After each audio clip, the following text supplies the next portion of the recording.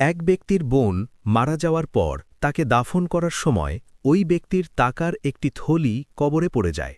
সবাই চলে যাওয়ার পর যখন তার মনে পড়ল, সে গোপনে কবরে ফিরে আসে এবং থলিটি নেওয়ার জন্য কবরটি কিছুটা খনন করে।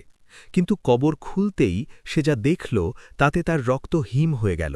পুরো কবর আগুনের লেলিহান শিখায় দাউ দাউ করে জ্বলছে।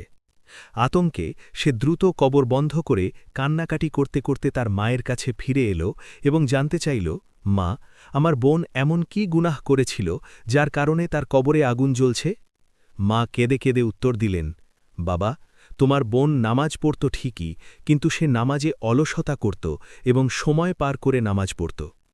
এটি সেই নারীর অবস্থা যে নামাজ পড়ত কিন্তু সময় মতো পড়ত না বা গুরুত্ব দিত না।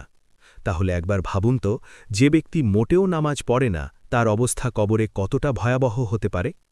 এমন আরও ইসলামিক ঘটনা শুনতে ভিডিওতে লাইক দিয়ে আমাদের চ্যানেলটি সাবস্ক্রাইব করুন।